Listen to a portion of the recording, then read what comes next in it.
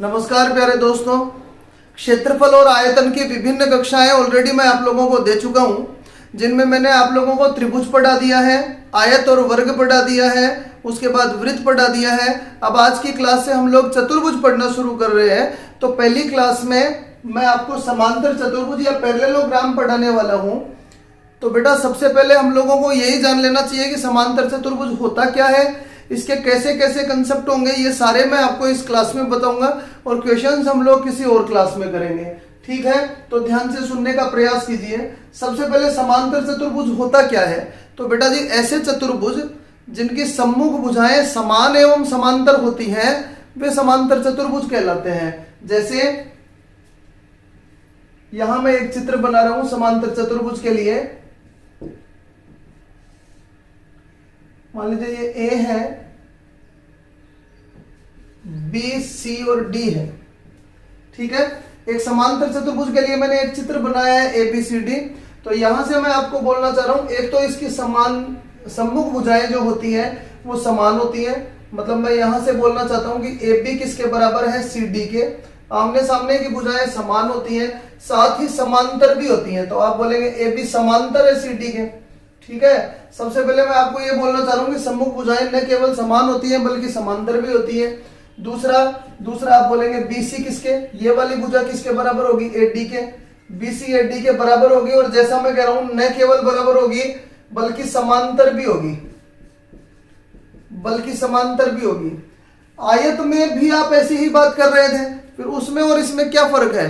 Actually समांतर चतुर्भुज को आप आयत का जनक भी कह सकते हैं। आयत वे समांतर चतुर्भुज होते हैं जिनका प्रत्येक कोण समकोण होता है। यहां ऐसी कोई बंदिश नहीं है कि हर कोण समकोण हो, ऐसी कोई बात नहीं है। तो सबसे पहले मैंने आपको बताया समांतर चतुर्भुज होता क्या है। समांतर चतुर्भुज ऐसे चतुर्भुज होते हैं जिनकी सम्मुख भुजाएं समान होती हैं एवं समांतर होती हैं। ठीक है, अब एक एक चर्चा हम लोग इसके बारे में करते जाएंगे। बेटा पहली बात कि इसमें दो विकर्ण खींचे जा सकते हैं। तो इस विकर्ण को मैं बोल रहा हूं D1 और इस विकर्ण को मैं बोल रहा हूं D2। ठीक है, तो सबसे पहली बात तो मैं आपसे ये करना चाह रहा हूं कि D1 जो है वो कभी भी D2 के बराबर नहीं होता है। दोनों विकर्ण इसके बराबर नहीं होते हैं, बिल्कुल नहीं होते हैं। परंतु विकर्ण, एक तो मैंने बोला D1 D2 के बराबर नहीं होता है, परंतु साथ ही मैं आपको यह कहना चाह रहा हूं विकर्ण एक दूसरे को समद्विभाजित करते हैं, एक दूसरे को समद्विभाजित करते हैं।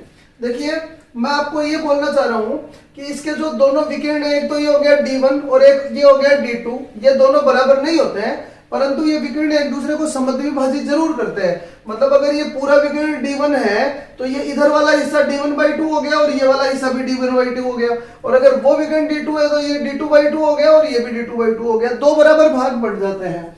ठीक है, एक दूसरे को समद्विभाजित करते हैं। अब अगली बात मैं आपको ये कहना चाह रहा हूं, इसका विकर्ण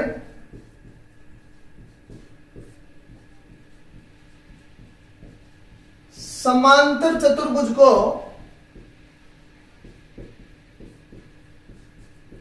दो बराबर भागों में बांट देता है। दो बराबर भागों में बांट देता है।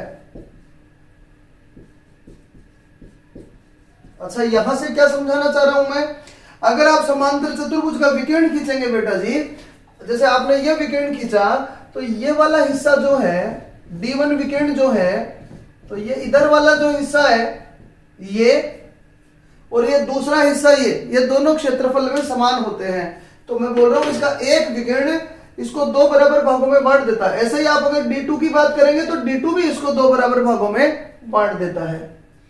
ठीक है, और साथ ही आप ये भी कह सकते हैं इसके दोनों विकर्ण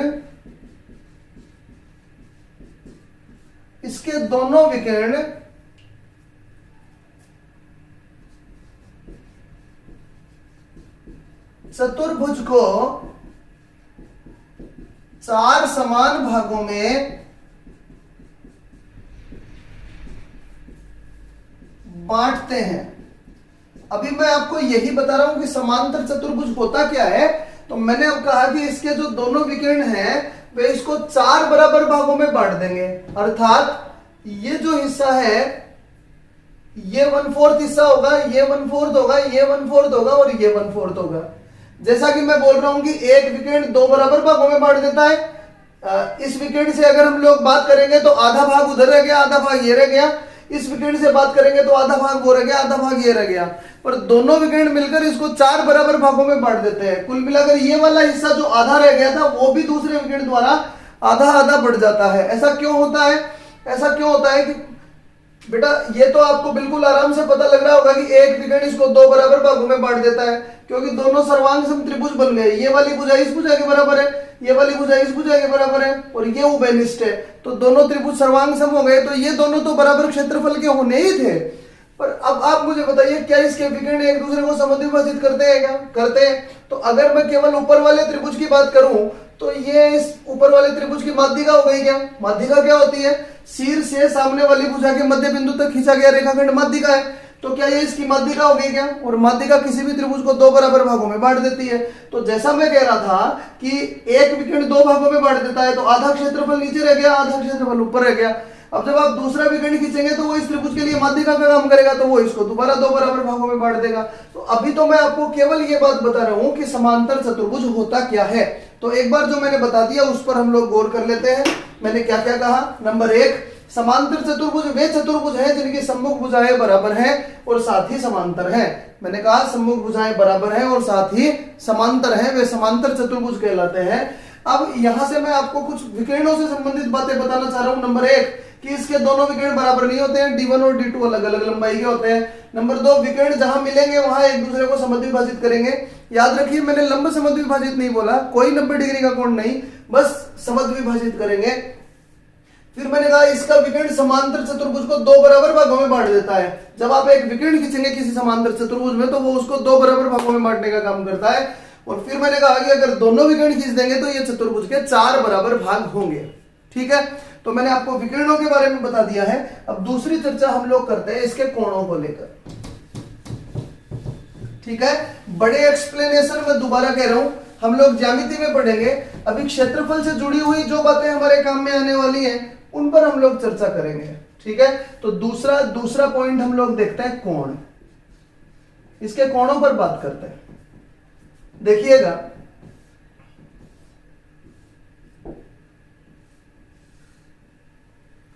देखिएगा ध्यान से, एक समांतर चतुर्भुज एबीसीडी है। आराम से समझना मैं क्या कह रहा हूं। एक समांतर चतुर्भुज एबीसीडी है, तो अगर मैं ये लाइन खींचूं तो ये 2 समांतर रेखाओं के बीच बना हुआ कोण हो गया क्या? हो गया। तो अगर ये अल्फा हो गया तो ये भी अल्फा होगा। क्या मेरी बात समझ रहे हैं आप? दूसरा मैं कहना चाह रहा हूं कि ये दोनों समांतर रेखाएं हुई और ये त्रियक छेदी रेखा हुई, तो अगर ये बीटा हो गया तो ये भी बीटा होगा। तो एक तो मैं आपको ये कहना चाह रहा हूं कि इसका विकर्ण एक दूसरे को कोण समद्विभाजन नहीं करता है, ये दोनों अलग अलग कोण होते हैं। इसका अल्फा, इसका बीटा बीटा। ठीक है, अब आप मुझे बताइए त्रिभुज के तीनों कोणों का योग कितना होता है? 180 डिग्री होता है। तो इन दोनों का अल्फा प्लस बीटा हो गया क्या? तो ये वाला जो कोण है क्या ये 180 degree minus alpha plus beta हो गया क्या? इन दोनों का योग 180 में से घटाएंगे तो ये आएगा ना। और ये वाला जो कोण है ये भी क्या 180 degree minus alpha plus beta हो गया क्या? आप बताइए हो गया क्या? यहां से मैं आपको ये समझाना चाह रहा हूं कि ये वाला जो कोण है ये 180 डिग्री में से अल्फा और बीटा को घटाने पर प्राप्त होगा, और ये वाला कोण भी 180 डिग्री में से अल्फा और बीटा को घटाने पर प्राप्त होगा। तो क्या आपको ये नहीं लग रहा कि कोण ए जो है वो कोण सी के बराबर है? कोण ए कोण सी के बराबर है। और यहां से मैं आप लोगों को ये समझाना चाह रहा हूं कि ये जो एंगल है ये अल्फा प्लस बीटा हो गया क्या? और ये एंगल भी अल्फा प्लस बीटा हो गया क्या? तो क्या बी और डी दोनों एंगल बराबर हैं? बिल्कुल बराबर है। तो यहां से मैं आपको बोल सकता हूं इसके कोणों के बारे में। पहली बात कि सम्मुख कोण बराबर होते हैं। सम्मुख कोण बराबर होते हैं, अर्थात कोण ए किसके बराबर होगा, कोण सी के, और कोण बी किसके बराबर होगा, कोण डी के। पहली बात, सम्मुख कोण बराबर होते हैं। आप यू भी सिद्ध कर सकते थे, दोनों त्रिभुज सर्वांग सम है, तो भी आप ये बात कर सकते थे कि ये वाला एंगल इस एंगल के बराबर होगा। ठीक है, एक बात मैंने आप लोगों को समझा दी है, सम्मुख कोण बराबर होंगे। अब दूसरी बात करते हैं, देखिएगा अगर आप इनको जोड़ लेते हैं, इस एंगल को और इस एंगल को जोड़ लेते हैं, तो वो क्या है 180 degree minus alpha plus beta, और फिर मैंने कहा ये तो ये वाला एंगल हो गया, अब इसमें ये भी जोड़ दीजिए तो प्लस एल्फा प्लस बीटा, तो क्या इससे ये खत्म हो गया क्या, एल्फा प्लस बीटा से एल्फा प्लस बीटा खत्म हो गया। तो आप बताइए क्या इन दोनों का योग 180 डिग्री निकल कर आएगा। ऐसा ही जब आप इसके साथ जोड़ेंगे तो इन दोनों का योग भी 180 डिग्री आएगा, इनका योग भी 180 डिग्री आएगा। अब दूसरे शब्दों में मैं आपको ये बताना चाह रहा हूं कि इसके जो आसन्न कोण होते हैं, नंबर 2, समांतर चतुर्भुज के आसन्न कोणों का योग 180 डिग्री होता है। आसन्न कोणों का योग 180 डिग्री होता है। तो समझने की बात क्या है बेटा, एक बार दोबारा आप जान लीजिए। समांतर चतुर्भुज के जो आसन्न, आसन्न का मतलब होता है समीपस्थ, नियरेस्ट, समीपस्थ। समीपस्थ मतलब ये पास वाला। जैसे ए का आसन्न कोण हो गया बी और ए का आसन्न कोण हो गया डी, तो ए के साथ अगर आप डी को जोड़ोगे या ए के साथ आप बी को जोड़ोगे तो 180 डिग्री मिलेगा। ये आप यूं भी कह सकते थे। इसके लिए आप ये बात भी कर सकते हैं कि एक समांतर चतुर्भुज एबीसीडी है, ये मैंने बना लिया ए बी सी डी। एक समांतर चतुर्भुज एबीसीडी है, आपको बताना है क्या इसके आसन्न कोणों का योग 180 डिग्री होगा क्या। तो बेटा अगर मैं बोलूं कि ये दो समांतर रेखाएं हैं और इनको ये तिर्यक छेदी रेखा काट रही है, तो आप लोगों को बिल्कुल ठीक से पता होगा कि समांतर रेखाओं को जब तिर्यक छेदी रेखा काट रही है तो बनने वाले अंतः कोणों का योग, अंतः कोणों का योग, ध्यान है आपको, 180 डिग्री होता है। ऐसे ये दोनों समांतर रेखाएं हैं, इनको ये तिर्यक छेदी रेखा काट रही है तो अंतः कोणों का योग 180 डिग्री होता है। तो यहां से मैं आपको बताना चाहता हूं आसन्न कोणों का योग 180 डिग्री होता है। तो आप बोल सकते हो कोण ए प्लस कोण डी बराबर है कोण ए प्लस कोण बी बराबर है कोण बी प्लस कोण सी।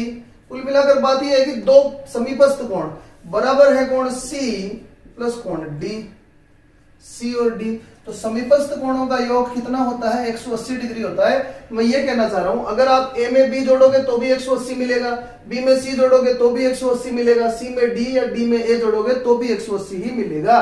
तो कोणों से संबंधित दो चीजें जो आपको ध्यान रखनी है, पहली कि इसके सम्मुख कोण हमेशा बराबर होते हैं और दूसरी इसके आसन्न कोणों का योग 180 डिग्री होता है। ठीक है, दो चर्चाएं मैंने आप लोगों से कर ली हैं बेटा जी। एक तो मैंने आपको विकिरणों को लेकर चीजें समझा दी हैं, दूसरा मैंने आपको कोण को लेकर बता दिया है। ठीक है, कोण का कोई बहुत छोटा सा प्रश्न भी आ सकता है, जैसे मैं बोल दूं समांतर चतुर्भुज के दो आसन्न कोण, आसन्न कोण 2:3 में है,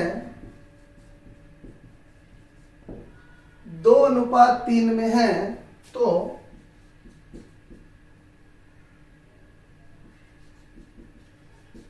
प्रत्येक का मान ज्ञात करें, प्रत्येक का मान ज्ञात करें। तो बहुत आराम से आप बोल सकते हैं बेटा आसन्न कोण कोई भी मान लो, जैसे मैंने ये बोला ये 2 है और ये 3 है, तो एक 2x हो गया, एक 3x हो गया।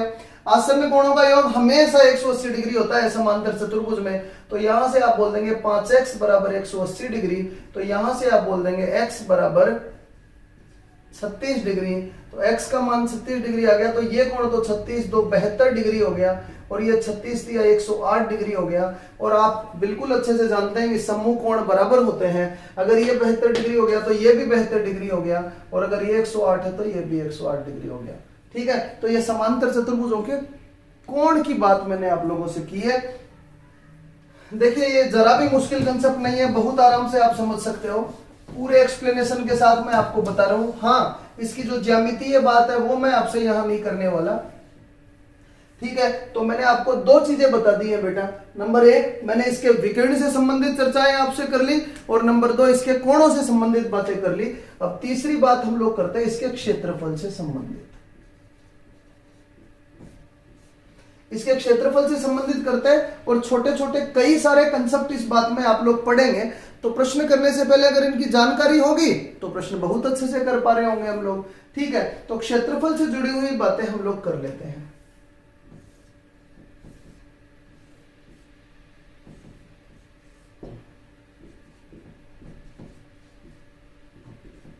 मान लेते हैं कि ये भुजा ए है, ये भुजा बी है। ठीक है, अब आप आराम से मेरी बात सुनना। सबसे पहली बात, इसके क्षेत्रफल करने के मैं आपको बहुत सारे रास्ते दूंगा, सब ध्यान से सुनते जाइएगा। सबसे पहली बात कि इसका क्षेत्रफल आप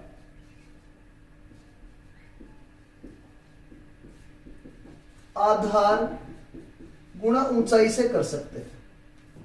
आधार गुणा ऊंचाई से कर सकते हैं। समांतर चतुर्भुज के क्षेत्रफल का सूत्र होता है आधार गुणा ऊंचाई। इसमें ऊंचाई बोलेंगे इसको, ये वही ऊंचाई, या इस भुजा के लिए दूसरी ऊंचाई होगी। ठीक है, तो सबसे जरूरी सूत्र तो यही है आपका, समांतर चतुर्भुज का क्षेत्रफल होता है 1/2, माफ कीजिए, आधार गुणा ऊंचाई।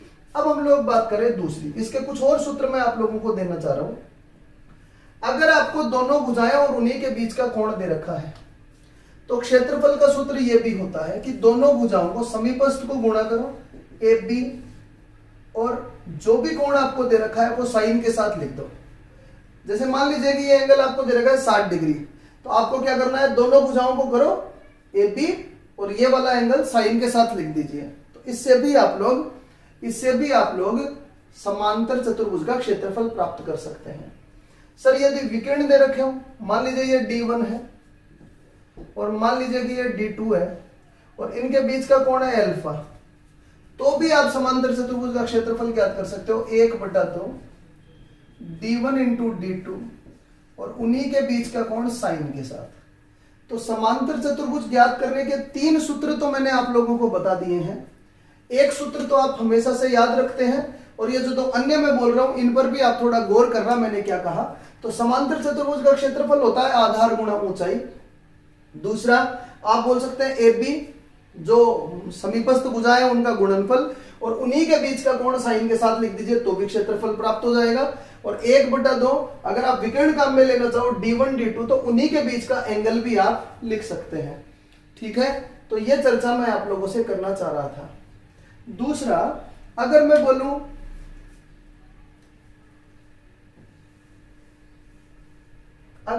कि इसकी 2 भुजा और एक विकर्ण दिया गया है, ये मैं आपको लिखवाऊंगा नहीं, बस सुन लीजिए। अगर मैं बोलूं आपको 2 भुजा और एक विकर्ण दिया गया है, जैसे ये वाली भुजा ए है, ये वाली भुजा बी है, और ये विकर्ण D1 है, तो फिर आपको बोले कि समांतर चतुर्भुज का क्षेत्रफल ज्ञात करें। तो बेटा आपको पता है ये ए है तो ये भी ए होगा, ये बी है तो ये भी बी होगा। और एक बात मैंने आपसे पहले ही बोल दी है कि विकर्ण जो है वो समांतर चतुर्भुज को 2 बराबर भागों में बांट देता है। तो हम लोग क्या करें, हम इस त्रिभुज का क्षेत्रफल ज्ञात कर लेंगे, और इस त्रिभुज के क्षेत्रफल को 2 से गुणा करेंगे तो समांतर चतुर्भुज का क्षेत्रफल हो जाएगा। और इस त्रिभुज का क्षेत्रफल कहां से निकालेंगे, इस त्रिभुज का क्षेत्रफल आप निकालेंगे हीरो के सूत्र से, जो कि मैंने आप लोगों को पहले पढ़ा दिया है। चूंकि इसकी तीनों भुजा आपको गिवन है, तीनों भुजाएं आपको दी गई हैं, तो आप ए बी और D1 से इस त्रिभुज का क्षेत्रफल निकाल लेंगे, और जब इसका क्षेत्रफल आ जाएगा 2 से गुणा करेंगे तो पूरे का आ जाएगा। प्रश्नाभ्यास में मैं आपको इसके बारे में और समझा देने वाला हूं। अब हम लोग बात करते हैं इसके परिमाप को लेकर। इसका परिमाप क्या होता है, तो आपको ऐसा नहीं लगता कि ए ये है और ए ये है, तो इन दोनों भुजाओं का योग तो 2a हो गया, और इन दोनों भुजाओं का योग 2b हो गया। तो क्या इसका परिमाप अगर मैं 2 कॉमन ले लूं तो a प्लस b हो गया, 2a प्लस b हो गया, बिल्कुल हो गया। एक बार दोबारा मैं आपके सामने एक्सप्लेनेशन रख देता हूं, किस तरह की बातें हम कर रहे हैं ये जान लीजिएगा। 3 पॉइंट मैंने आप लोगों को बता दिए हैं अभी तक समांतर चतुर्भुज में। इसके बाद हम लोग और आगे बात करेंगे। एक बात मैं दोबारा दोहरा देता हूं, एक कॉपी पेन साथ रखिए, सारे कंसेप्ट नोट कीजिए, उनसे आप बेहतर जानेंगे। यहां हम लोग पहला विराम ले रहे हैं, इसके बारे में मैं बोल देता हूं, आप रिलैक्स करके सुनिए। नंबर 1 मैंने आपको बता दिया विकिरणों के बारे में।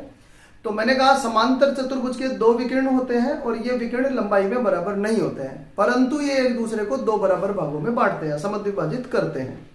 दूसरा, यदि आप एक समांतर चतुर्भुज में कोई विकर्ण खींचेंगे तो वह क्षेत्रफल को दो बराबर भागों में बांट देगा, और अगर दोनों विकर्ण खींचेंगे तो वह क्षेत्रफल को चार बराबर भागों में बांट देगा। ये अब क्षेत्रफल से जुड़े हुए कुछ महत्वपूर्ण परिणाम होते हैं, कुछ अच्छे अच्छे प्रश्न बनते हैं, जिनके बारे में मैं आपको इस क्लास में और बता देना चाहता हूं। तो सबसे पहला पॉइंट हम लोग लेते हैं, ध्यान से सुनना आप। सबसे पहला पॉइंट हम लोग लेते हैं, ये प्रश्न काफी बार पूछा जाता है, खूब इंपॉर्टेंट है, जरूर ध्यान रखना। प्रश्न अभ्यास में मैं दोबारा आप लोगों को इसके बारे में बताऊंगा। क्या क्या बात करना चाह रहे हैं, यह कि अगर ये भुजा ए है और अगर ये भुजा बी है, ठीक है, तो इसमें ये मैं एक बार बोल देता हूं h1 है, और अगर इधर से ऊंचाई देखें तो मैं ये बोल देता हूं h2 है। तो बेटा इसका जो एरिया है, आप ऐसे भी निकाल सकते हैं कि a इंटू h1 आधार गुणा ऊंचाई, और ऐसे भी निकाल सकते हैं कि b इंटू h2। अगर आप a को आधार मानेंगे तो ऊंचाई h1 है, अगर आप b को आधार मानेंगे तो ऊंचाई h2 है। तो एरिया a बाई h1 भी है, एरिया b बाई h2 भी है, ये दोनों ही इसके एरिया बताते हैं। अब इससे रिलेटेड प्रश्न पूछा जाता है, जैसे मैं बोलूं समांतर चतुर्भुज की आसन्न भुजाएं 20 सेमी तथा 15 सेमी है, 20 सेमी तथा 15 सेमी है। बड़ी भुजाओं के बीच की दूरी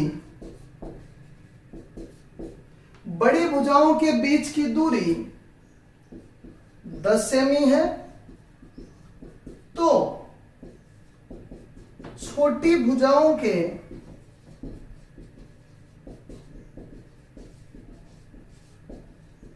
बीच की दूरी क्या होगी। जैसे ये क्वेश्चन हम लोगों ने ले लिया, तो बेटा जो मैं आपको समझाना चाह रहा हूं कि ये एक समांतर चतुर्भुज हो गया, इसकी एक भुजा 20 है, एक भुजा 15 है, तो बड़ी भुजाओं के बीच की दूरी कितनी बताई इसने, 10, और छोटी भुजाओं के बीच की दूरी इसने पूछी है। तो ये यही प्रश्न हो गया जो अभी आपने देखा। तो इसका क्षेत्रफल आप अगर इधर से करेंगे तो आप बोलेंगे 20 गुणा 10 आधार गुणा ऊंचाई, और अगर इधर से करेंगे तो आप बोलेंगे 15 गुणा h, और यही h तो आपको निकालना है। तो h बराबर यहां क्या हो गया, 20 गुणा 10 बटा 15। ठीक है, ये आप सरल करते रहिएगा। अभी तो मैं आपको केवल कंसेप्ट बता रहा हूं कि आधार, अगर इसको आधार मानोगे तो ऊंचाई ये है, अगर इसको आधार मानोगे तो ऊंचाई ये है, और इससे रिलेटेड प्रश्न काफी बार पूछा जाता है, ध्यान रखिए। ठीक है, अब क्षेत्रफल से जुड़ी हुई कुछ बातें हम लोग और करते हैं।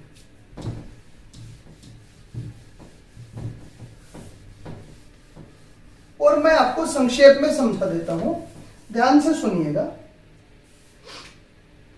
यदि किसी समांतर चतुर्भुज में, पहली बात, यदि किसी समांतर चतुर्भुज में अंदर कोई बिंदु O है, मान लीजिए ये एक ABCD समांतर चतुर्भुज है और इसके अंदर एक बिंदु O है। यदि इस O को आप इनसे मिला देंगे, ये कहीं भी हो सकता है, मैं बिल्कुल मध्य में नहीं बोल रहा हूं, ये कहीं भी हो सकता है। यदि आप इसको A, B, C तथा D से मिला देंगे तो ये चतुर्भुज 4 भागों में बढ़ जाएगा, जिनको मैं नाम दे देता हूं। मान लो ये एरिया 1 है, ये एरिया 2, ये एरिया 3 और ये एरिया 4। ठीक है, एक्सप्लेनेशन इसके मैं आपको ज्यामिति में दूंगा, अभी बस ये पॉइंट समझने के हैं। मेंसुरेशन के प्रश्न हम लोग जो करेंगे उनके लिए। तो आप यहां से ये बोल सकते हैं कि A1 प्लस A3 इसके एरिया और इसके एरिया का योग बराबर है A2 प्लस A4, इसके एरिया और इसके एरिया के बराबर है। A1 और A3 को आप जोड़ेंगे तो A2 और A4 को जोड़ने से जो प्राप्त होगा उसके बराबर होगा। तो क्षेत्रफलों का योग A1 और A3, क्षेत्रफल ही कह रहा हूं मैं, इन जगहों का क्षेत्रफल ही कह रहा हूं, इनका योग इनके योग के बराबर होगा। ठीक है, एक। दूसरा मैं आपको यह समझाना चाहता हूं कि अगर आप किसी समांतर चतुर्भुज में किसी भी भुजा को आधार मानकर त्रिभुज खींच देते हैं, मान लीजिए इसको आधार मानकर आपने एक त्रिभुज खींच दिया, ये दिख रहा होगा आपको, तो बेटा इस समांतर चतुर्भुज का और इस त्रिभुज का आधार तो समान हुआ और ऊंचाई भी समान हुई, तो समांतर चतुर्भुज का क्षेत्रफल आधार गुणा ऊंचाई होता है और त्रिभुज का क्षेत्रफल 1/2 गुणा आधार गुणा ऊंचाई होता है। तो मैं ये समझाना चाह रहा हूं कि ये जो त्रिभुज का एरिया है ना, जो मैंने छायांकित किया है, ये हमेशा समांतर चतुर्भुज के क्षेत्रफल का आधा होगा। तो बेटा अगर ये आधा होगा, a/2 हो गया मान लो ये, तो फिर ये बचा हुआ भाग भी तो आधा हो गया। तो मैं यही कहना चाह रहा हूं, अब जरूरी नहीं है कि इसी भुजा को आधार माने, आप ऐसा भी कह सकते थे कि ये वाला जो त्रिभुज है भैया, इस त्रिभुज का आधार और इस समांतर चतुर्भुज का आधार सेम है और ऊंचाई सेम है, तो ये जो त्रिभुज है इसका क्षेत्रफल समांतर चतुर्भुज के क्षेत्रफल का आधा होता है और साथ ही जो हिस्सा बच गया है वो बचा हुआ आधा भाग होता है। ठीक है, ऐसे दो त्रिभुज भी बने हुए आ सकते हैं क्या सर? बिल्कुल आ सकते हैं। देखिए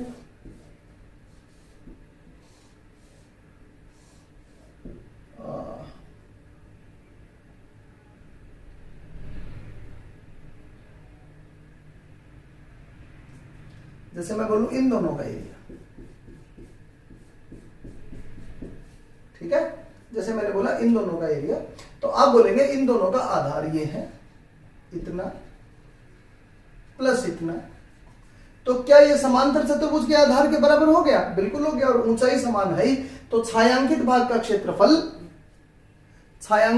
क्षेत्रफल समांतर चतुर्भुज का आधा है, और जहां आपने जो छायांकित नहीं है, जो छोड़ दिया, अब देखिए ये आधार भी तो उसी के बराबर है, ये और ये, क्या ये दोनों मिलकर समांतर चतुर्भुज का आधार बना लेते हैं क्या?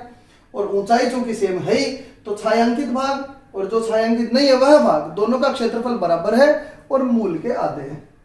ठीक है, और अब एक अंतिम बात जो मैं इसके बारे में समझा देना चाहता हूं, आप ध्यान रखना, क्या कि यदि किसी समांतर चतुर्भुज में आपको दो भुजा A तथा B दी हुई हैं और इसके विकर्ण में बोल देता हूं D1 और D2 है, तो यहां समझने की बात यह है बेटा कि दो भुजा देकर एक विकर्ण देकर दूसरा विकर्ण पूछ सकता है, दो विकर्ण देकर एक भुजा देकर दूसरी भुजा पूछ सकता है, तो भुजा और विकर्णों का आपसी संबंध है ये। तो आप याद रखना D1 square plus D2 square विकर्णों के वर्गों का योग बराबर होगा हमेशा 2a square plus b square भुजाओं के वर्गों के योग से दुगना होगा। ठीक है, तो ये इसमें आपको हो सकता है दोनों विकर्ण दे रखे हो, एक भुजा दे रखी हो दूसरी भुजा पूछ ले, हो सकता है दोनों भुजा दे रखी हो एक विकर्ण दे रखा हो दूसरा विकर्ण पूछ ले। तो अगर ये सूत्र आप याद रखेंगे तो ये संबंध बड़े आराम से बता सकेंगे, जवाब आराम से दे सकेंगे। ठीक है, आपके सामने समांतर चतुर्भुज के सारे परिणाम मैंने रख दिए हैं, हालांकि ज्यामिति में इससे जुड़ी हुई कुछ और बातें हम लोगों को करनी होंगी। अब इस पर आधारित प्रश्न किस तरह के होंगे ये आगे किसी क्लास में हम लोग देखेंगे। आज मैंने आप लोगों को पैरेललोग्राम का पूरा अध्ययन करवा दिया है मेंसुरेशन में, और समचतुर्भुज रोम्बस का अध्ययन हम लोग अगली क्लास में करने वाले हैं। जैसा मैं आपको हमेशा कहता हूं, एक कॉपी बनाइए, अच्छे से इनको नोट कीजिए। अगर आप एक बार नोट करें, दोबारा उस कॉपी को पढ़ें, बहुत अच्छे से ये सारी चीजें आप लोगों के क्लियर हो जाएंगी। आज स्वास्थ्य उतना अच्छा नहीं है, फिर भी चूंकि मैं 2 दिन से क्लास नहीं दे पा रहा था व्यस्तता की वजह से, तो आज मैंने क्लास जरूर आप तक पहुंचा दी है। पढ़िएगा इसको, मिलते हैं अगली क्लास में। Thank you.